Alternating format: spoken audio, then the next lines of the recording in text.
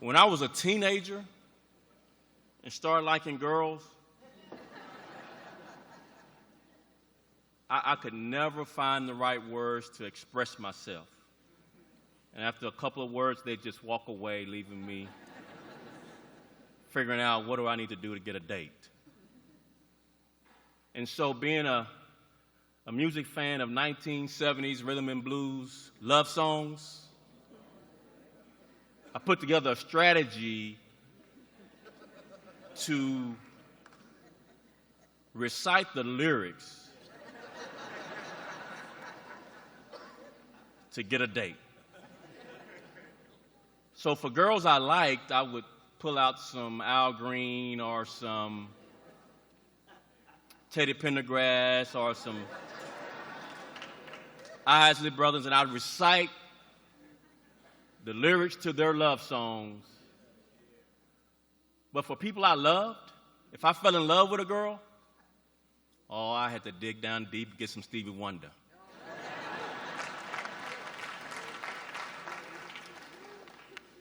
To fully express the love I had for the girl.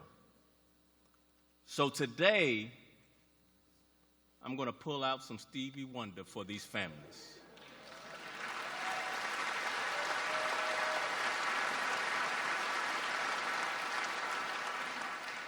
So families, close your eyes and just imagine me back in 1974 with an afro and some bell bottoms and wide collar. We all know sometimes life's hate and troubles can make you wish you were born in another time and place. But you can bet your lifetimes that, and twice as double, that God knew exactly where He wanted you to be placed. So make sure when you say you're not in it, but not of it, you're not helping to make this earth a place sometimes called hell. Change your words into truth, and then change that truth into love. And maybe your children's grandchildren and their great-great-grandchildren will tell them, I'll be loving you until the rainbow burns the stars out of the sky. I'll be loving you until the ocean covers every mountain high. I'll be loving you until the dolphin flies and the parrots live at the sea. I'll be loving you until we dream of life and life becomes a dream. I'll be loving you until the day is night and night becomes the day. I'll be loving you until the trees and seas up and fly away. I'll be loving you until the day that 8 times 8 times 8 times 8 is 4. I'll be loving you until the day that is the day that are no more. I'll be loving you until the day the earth starts turning right to left. I'll be loving you until the earth, just for the sun, denies itself. I'll be loving you until Mother Nature says her work is through. I'll be loving you until the day that you are me and I am you. Now, ain't that loving you?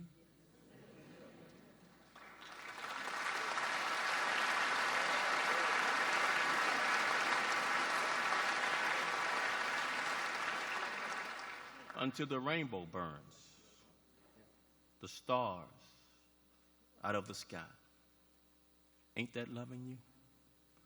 Until the ocean covers every mountain high. And I've got to say, always. I'll be loving you always. And there's no greater love than this, that these 5 men gave their lives for all of us.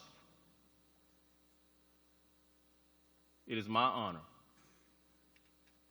to introduce to you the President of the United States of America, President Barack Obama. Thank you.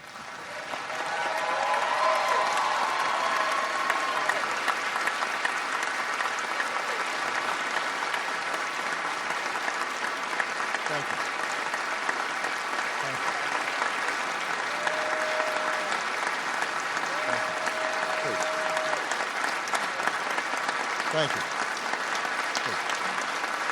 Thank you very much.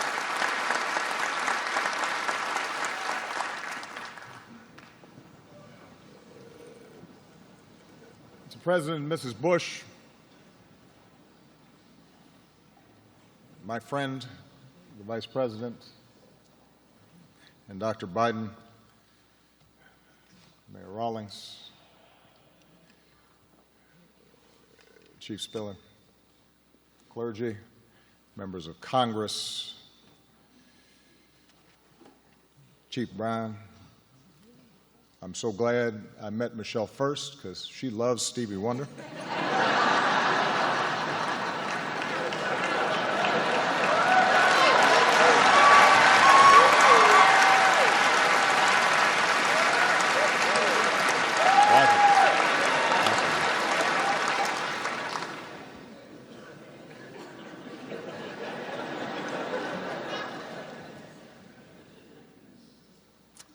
Most of all, to families and friends and colleagues and fellow officers. Scripture tells us that in our sufferings there is glory, because we know that suffering produces perseverance. Perseverance, character. And character, hope. Sometimes the truths of these words are hard to see. Right now, those words test us,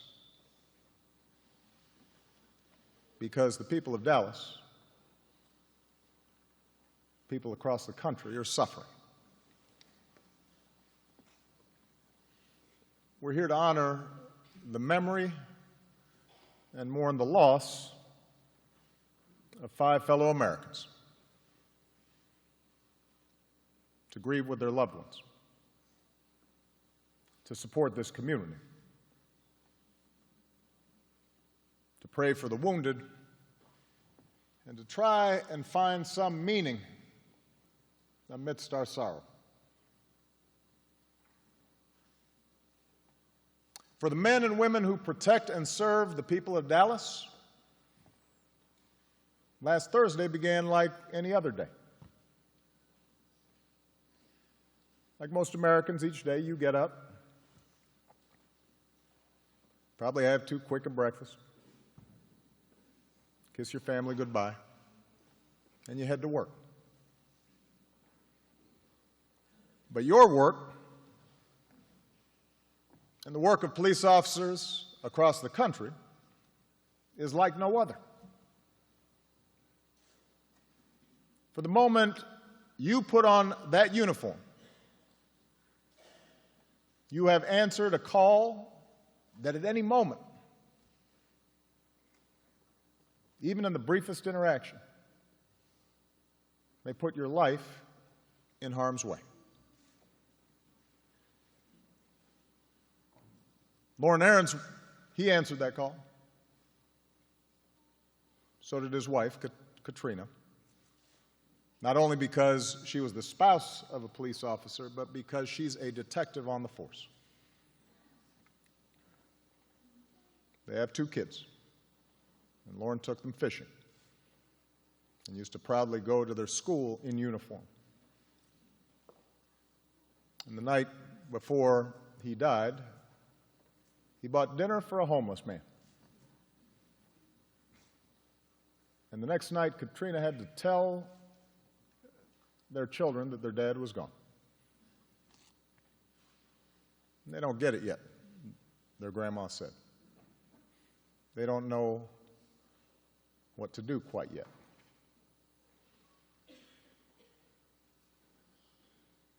Michael Kroll answered that call. His mother said he knew the dangers of the job, but he never shied away from his duty. He came 1,000 miles from his home state of Michigan to be a cop in Dallas, telling his family, "This is something I wanted to do." And last year, he brought his girlfriend back to Detroit for Thanksgiving, and it was the last time he'd see his family.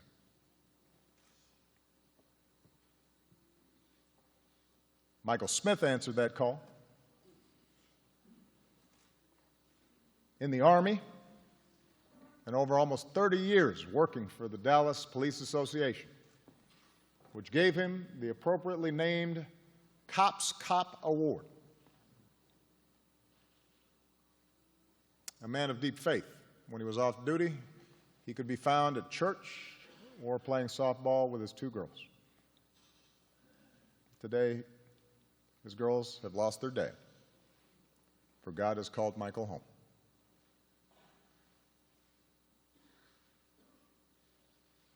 Patrick Zamaripa, he answered that call. Just 32, a former altar boy who served in the Navy and dreamed of being a cop.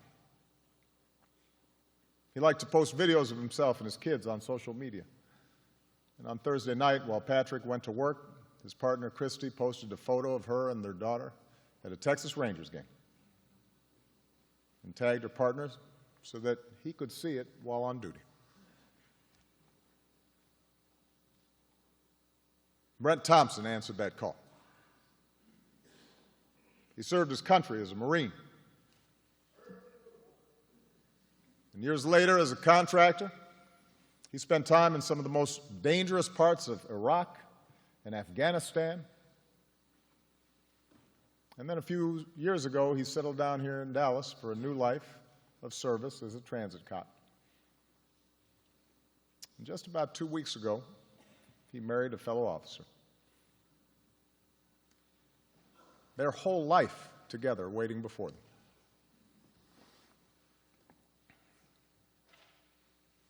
Like police officers across the country, these men and their families shared a commitment to something larger than themselves.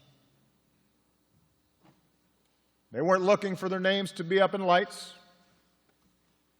They'd tell you the pay was decent, but wouldn't make you rich. They could have told you about the stress and long shifts. And they'd probably agree with Chief Brown when he said that cops don't expect to hear the words "thank you" very often, especially from those who need them the most.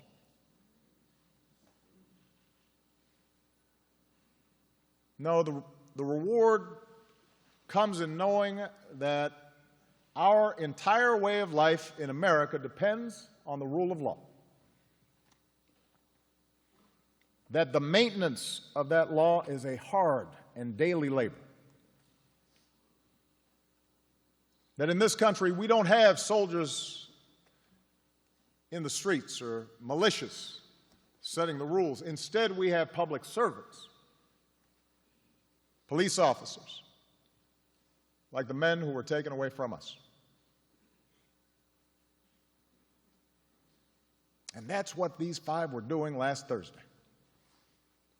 When they were assigned to protect and keep orderly a peaceful protest in response to the killing of Alton Sterling of Baton Rouge and Philando Castile of Minnesota. They were upholding the constitutional rights of this country.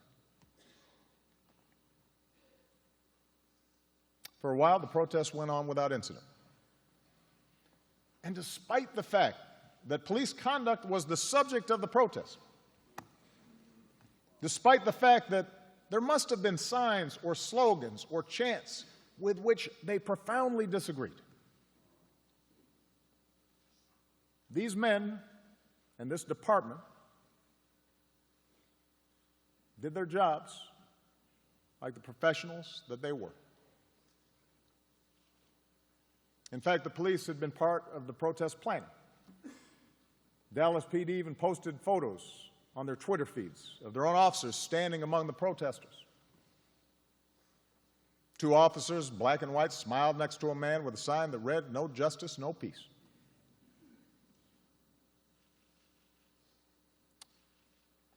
And then around 9 o'clock, the gunfire came. Another community torn apart, more hearts broken, more questions about what caused and what might prevent another such tragedy.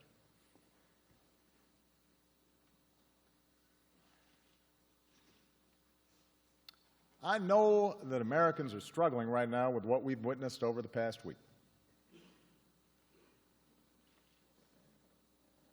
First, the shootings in Minnesota and Baton Rouge, the protests, then the targeting of police by the shooter here. An act not just of demented violence, but of racial hatred. All of it's left us wounded and angry and hurt. It's as if the deepest fault lines of our democracy have suddenly been exposed, perhaps even widened. And although we know that such divisions are not new, though they've surely been worse in even the recent past, that offers us little comfort. Faced with this violence, we wonder if the divides of race in America can ever be bridged. We wonder if an African-American community that feels unfairly targeted by police and police departments that feel unfairly maligned for doing their jobs can ever understand each other's experience. We turn on the TV or surf the internet and we can watch positions harden and lines drawn, and people retreat to their respective corners. And politicians calculate how to grab attention or avoid the fallout. We see all this, and it's hard not to think sometimes that the center won't hold and that things might get worse. I understand. I understand how Americans are feeling. But Dallas, I'm here to say we must reject such despair. I'm here to insist that we are not as divided as we seem. And I know that because I know America. I know how far we've come against impossible odds.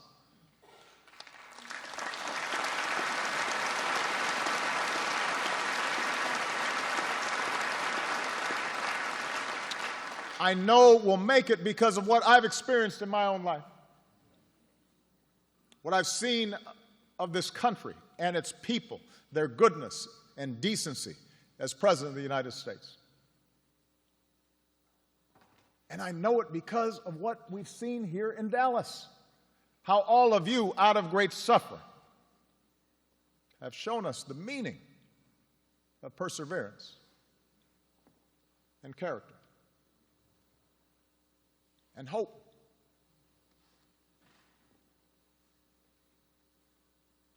When the bullets started flying, the men and women of the Dallas police, they did not flinch, and they did not react recklessly. They showed incredible restraint. Helped in some cases by protesters, they evacuated the injured, isolated the shooter, saved more lives than we will ever know.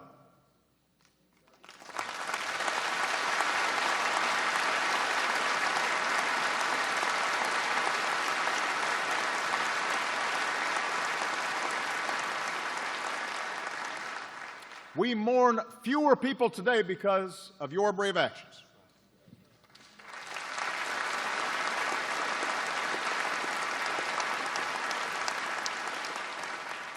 Everyone was helping each other, one witness said. It wasn't about black or white. Everyone was picking each other up and moving them away.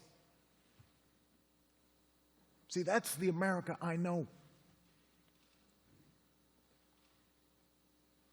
The police helped Shetamia Taylor as she was shot, trying to shield her 4 sons.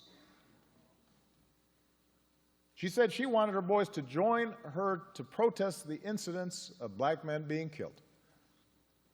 She also said to the Dallas PD, "Thank you for being heroes." And today, her 12-year-old son wants to be a cop when he grows up. That's the America I know.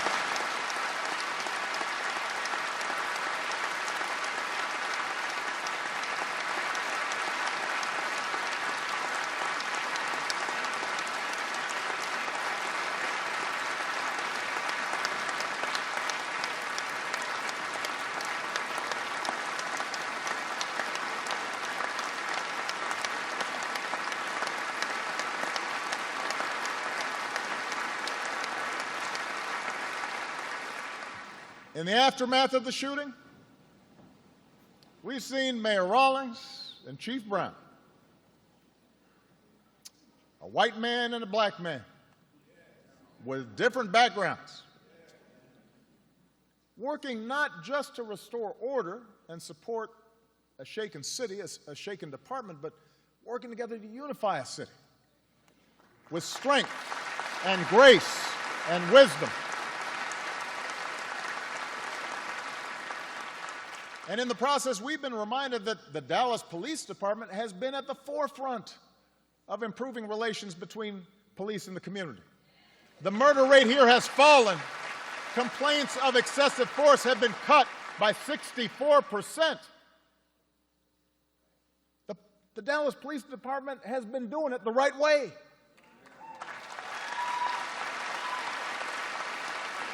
And so, Mayor Rawlings and Chief Brown, on behalf of the American people, thank you for your steady leadership. Thank you for your powerful example. We could not be prouder of you.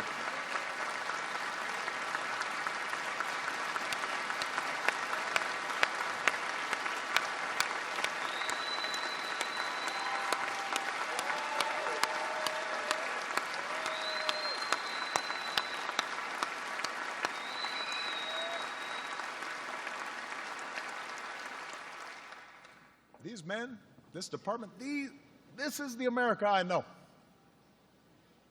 And today in this audience, I see people who have protested on behalf of criminal justice reform, grieving alongside police officers.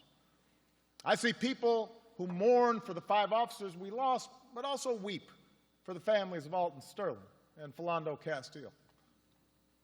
In this audience, I see what's possible. I see what's possible when we recognize that we are one American family, all deserving of equal treatment, all deserving equal respect, all children of God. That's the America I know.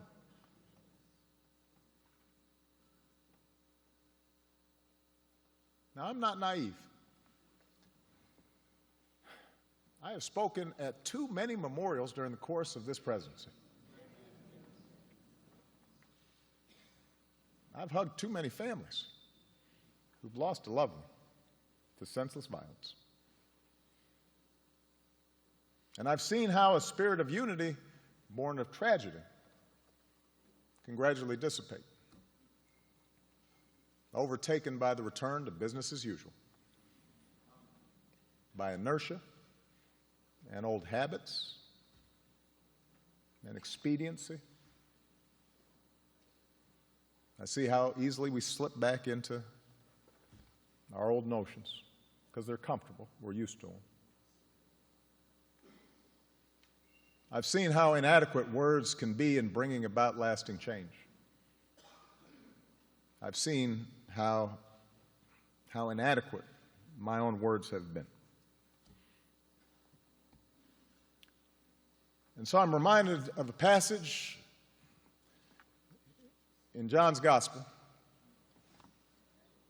Let us love not with words or speech, but with actions and in truth. If we're to sustain the unity we need to get through these difficult times, if we are to honor these 5 outstanding officers, who we lost, then we will need to act on the truths that we know. And that's not easy. It makes us uncomfortable. But we're going to have to be honest with each other and ourselves. We know that the overwhelming majority of police officers do an incredibly hard and dangerous job fairly and professionally. They are deserving of our respect and not our scorn.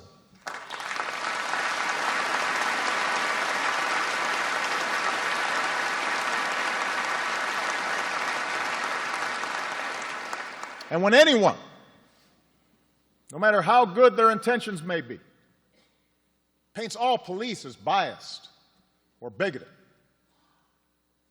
we undermine those officers we depend on for our safety. And as for those who use rhetoric suggesting harm to police, even if they don't act on it themselves, well, they not only make the jobs of police officers even more dangerous,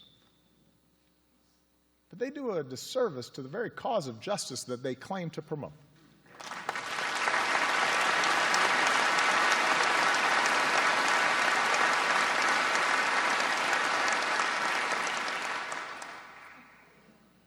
We also know that centuries of racial discrimination, of slavery and subjugation and Jim Crow, they didn't simply vanish with the end of lawful segregation. They didn't just stop when Dr. King made a speech or the Voting Rights Act and the Civil Rights Act were signed. Race relations have improved dramatically in my lifetime. Those who deny it are dishonoring the struggles that helped us achieve that progress. But we know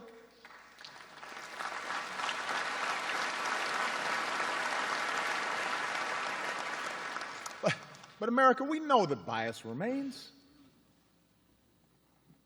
We know it.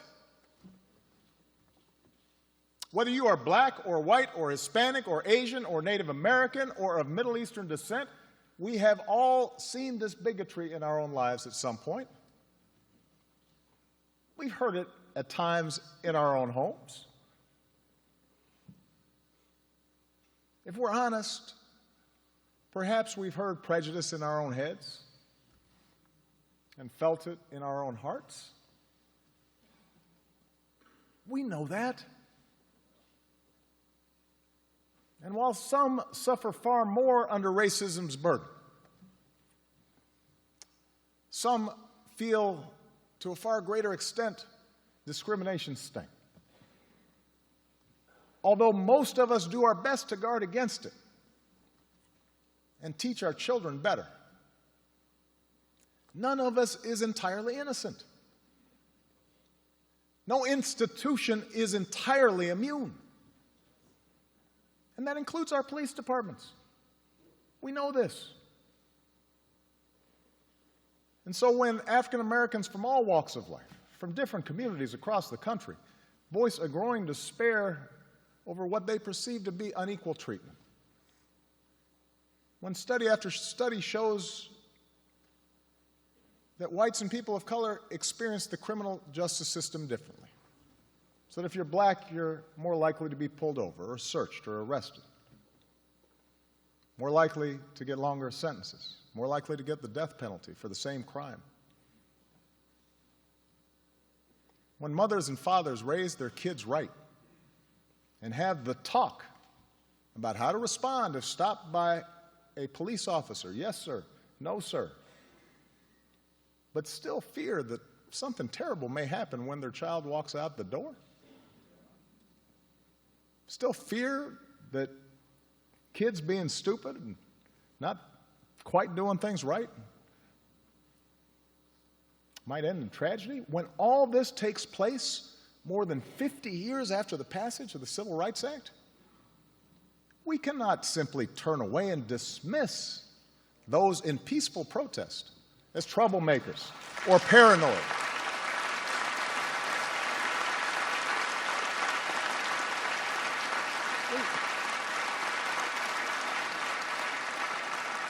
We can't simply dismiss it as a symptom of political correctness or reverse racism. To have your experience denied like that, dismissed by those in authority, dismissed perhaps even by your white friends and coworkers and fellow church members, again and again and again, it hurts. Surely we can see that, all of us.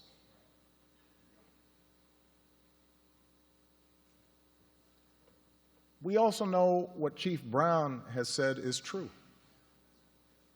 that so much of the tensions between police departments and minority communities that they serve is because we ask the police to do too much and we ask too little of ourselves.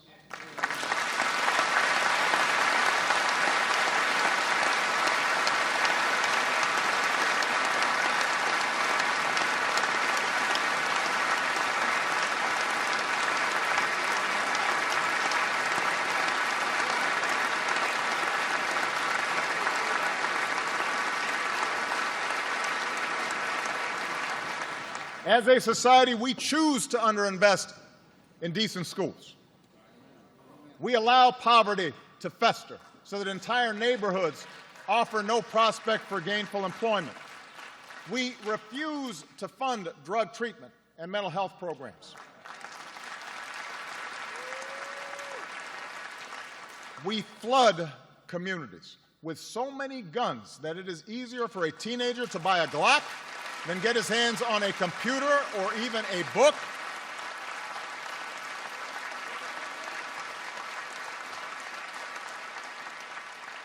And then we tell the police, you're a social worker, you're the parent, you're the teacher, you're the drug counselor.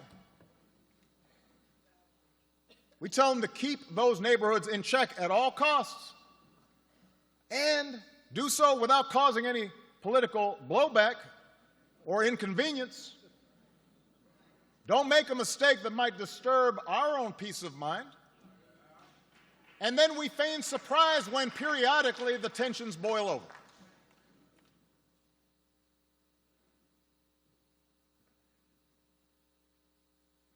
We know those things to be true. They've been true for a long time. We know it. Police, you know it. Protesters, you know it. You know how dangerous some of the communities where these police officers serve are. And you pretend as if there's no context. These things we know to be true. And if we cannot even talk about these things, if we cannot talk honestly and openly, not just in the comfort of our own circles, but with those who look different than us or bring a different perspective, then we will never break this dangerous cycle.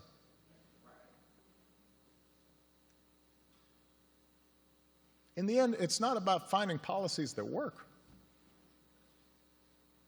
It's about forging consensus and fighting cynicism and finding the will to make change.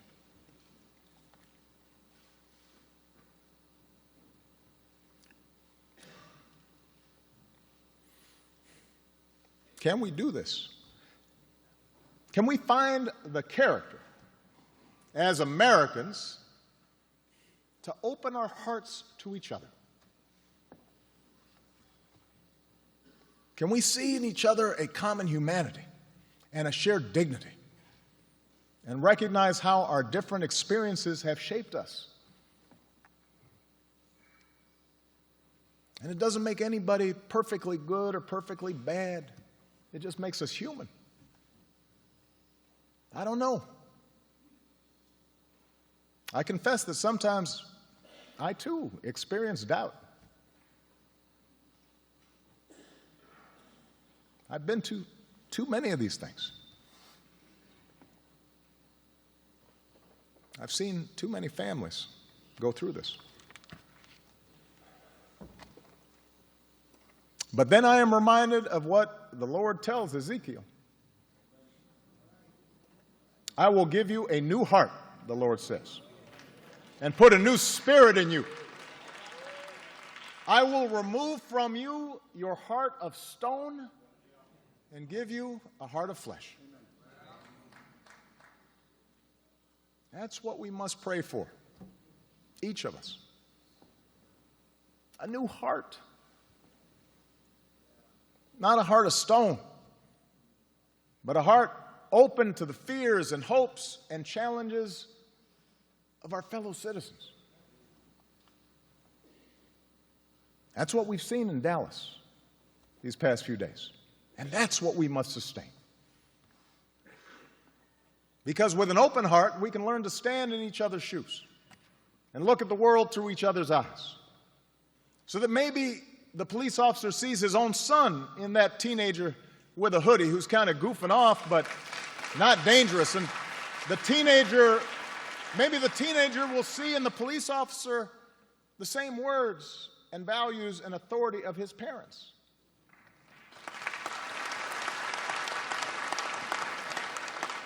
With an open heart, we can abandon the overheated rhetoric and the oversimplification that reduces whole categories of our fellow Americans, not just to opponents, but to enemies. With an open heart, those protesting for change will guard against reckless language going forward. Look at the model set by the 5 officers we mourn today. Acknowledge the progress brought about by the sincere efforts of police departments like this one in Dallas. And embark on the hard but necessary work of negotiation, the pursuit of reconciliation. With an open heart, police departments will acknowledge that just like the rest of us, they're not perfect. That insisting we do better to root out racial bias is not an attack on cops, but an effort to live up to our highest ideals.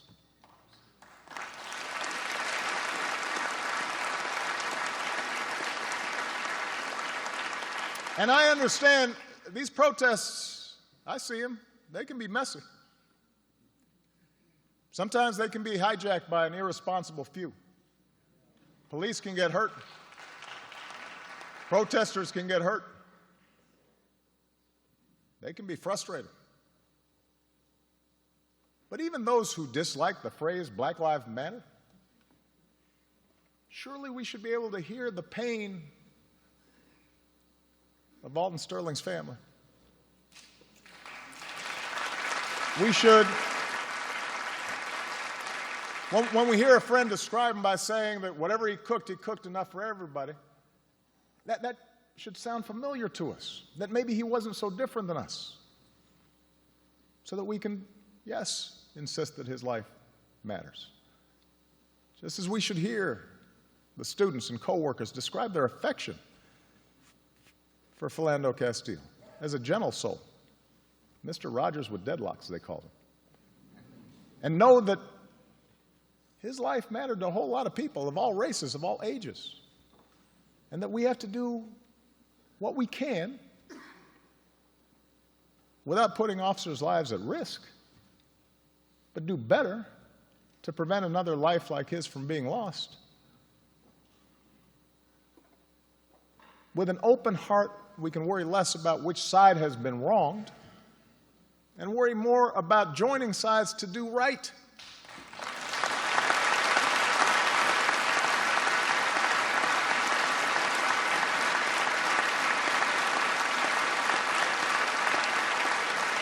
Because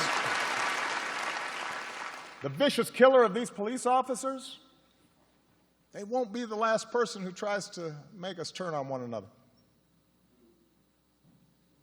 The killer in Orlando wasn't, nor was the killer in Charleston.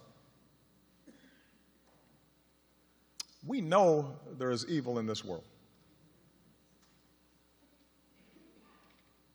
That's why we need police departments.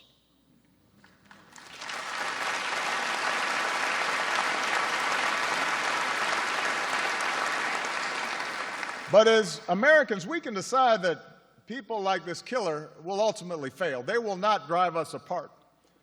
We can decide to come together and make our country reflect the good inside us, the hopes and simple dreams we share.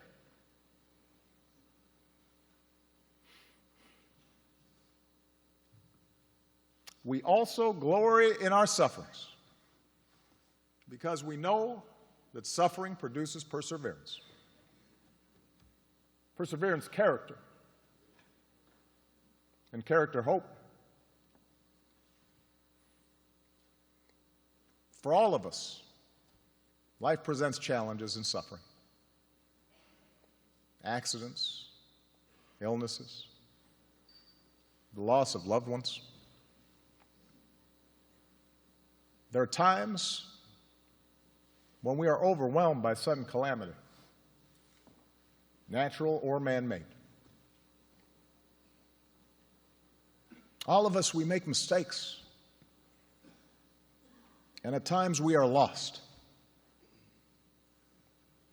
And as we get older, we learn we don't always have control of things. Not even a president does.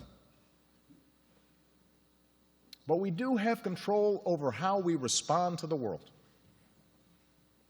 We do have control over how we treat one another. America does not ask us to be perfect. Precisely because of our individual imperfections, our founders gave us institutions to guard against tyranny and ensure no one is above the law. A democracy that gives us the space to work through our differences and debate them peacefully, to make things better, even if it doesn't always happen as fast as we'd like. America gives us the capacity to change. But as the men we mourn today, these 5 heroes knew better than most. We cannot take the blessings of this nation for granted. Only by working together can we preserve those institutions of family and community, rights and responsibilities, law and self-government that is the hallmark of this nation. For it turns out we do not persevere alone. Our character is not found in isolation. Hope does not arise by putting our fellow man down. It is found by lifting others up.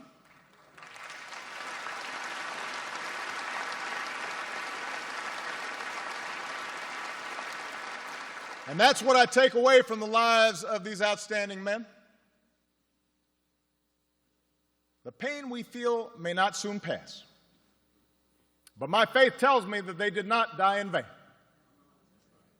I believe our sorrow can make us a better country.